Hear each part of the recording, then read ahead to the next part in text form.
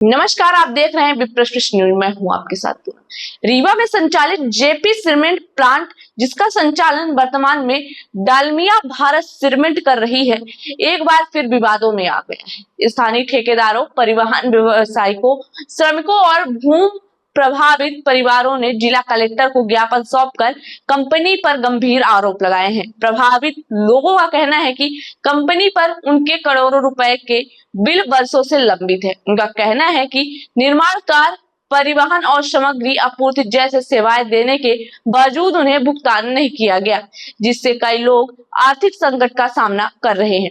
ज्ञापन में यह भी आरोप लगाया गया है कि कंपनी स्थानीय ठेकेदारों और श्रमिकों की जगह बाहरी लोग को प्राथमिकता दे रही है।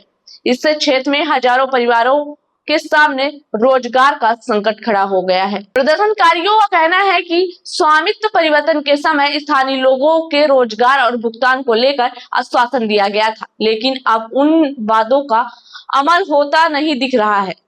प्रभावित लोगों ने प्रशासन से लंबित भुगतान का समाधान करने, स्थानीय युवाओं को रोजगार में प्राथमिकता देने और कंपनी प्रबंधन के साथ बैठक आयोजित करने की मांग की है। साथ ही चेतावनी दी है कि यदि जल्द समाधान नहीं हुआ तो वे शांतिपूर्वक आंदोलन के लिए बाध्य होंगे।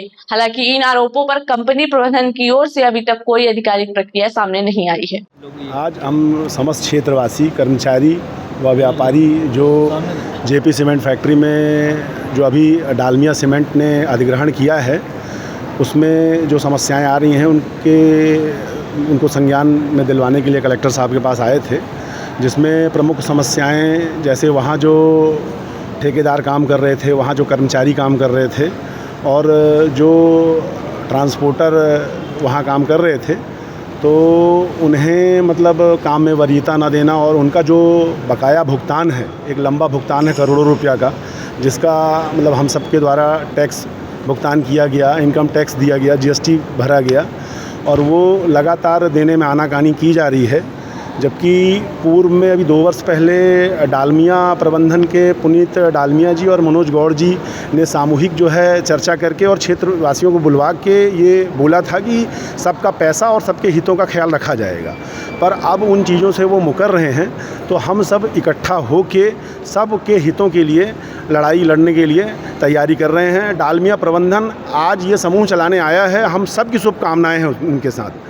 हम चाहते हैं कि समूह आया है और सब का ख्याल रखते हुए और किसी को भी तकलीफ़ ना हो, क्षेत्रवासियों को, कर्मचारियों को, जो वहाँ व्यापारी लगे हुए हैं, उनका कोई काम प्रभावित ना हो, उनके जो लंबित बिल हैं उनका भुगतान किया जाए। सभी के हितों का ख्याल रखते हुए यदि प्रबंधन सही तरीके से और सही नीतियों से प्लांट चलाएगा तो हम सब उनका सहयोग करेंगे। लेकिन यदि गलत नीतियों से यदि प्लांट चलाने का कार्य करेंगे और हम सबको पीछे करके बाहर से आदमी बुलवा के, मज़दूरों को ला के, जो बाहर के मज़दूर हैं उनको यहाँ रोज़गार देके यहाँ के क्षेत्रवासियों और कर्मचारियों को मतलब निकालने का प्रयास करेंगे और व्यापारियों और जो ठेकेदार हैं उन्हें यदि समस्याएं होंगी तो हम सब लामबंद होकर, इकट्ठा होकर एक आने वाले समय में उग्र आंदोलन करेंगे। बस यही सब जानकारी देने हम सब इकट्ठा हुए हैं। कंपनी के मजदूर और कर्मचारी जो भी हैं वो तो पहले कलेक्टर साहब से आके मुलाकात कर चुके हैं, अब आप लोग क्या है, उनकी बात भी हो गई है? कलेक्टर साहब ने आश्वासन दिया है कि इस संबंध में प्रबंधन से बात कर उनको जो है मतलब बताया जाएगा कि वो इस तरह की कोई ऐसी स्थितियां ना निर्मित करें कि जिससे उन्हें मतलब संचालन में समस्याएं आएँ। क्योंकि उद्योग वहाँ लगा है और जहाँ उद्योग लगा है तो सरकार की भी नीतियाँ हैं कि क्षेत्र के समस्त आदमियों को जो वहाँ काम कर रहे हैं और जो वहाँ के क्षेत्रीय हैं उनको वरीयता दी जाए और उन्हें जो है काम में प्राथमिकता मिले और उनके हितों का ख्याल रखा जाए। ये तो शासन की भी नीतियाँ हैं। बस इन्हीं से अवगत कराने प्रशासन के पास हम लोग आए हैं और आने वाले समय में यदि डालमिया प्रबंधन ने इन चीज़ों को मतलब ध्यान नहीं दिया तो इन मुद्दों को लेके हम लोग सब एक बड़ा आंदोलन करेंगे और स्थितियां मतलब इसका जिम्मेदार जो है प्रबंधन ही होगा। नाम बता दीजिए अपना। मैं राघवेंद्र द्विवेदी, ग्राम पंचायत गढ़वा का सरपंच हूँ मैं।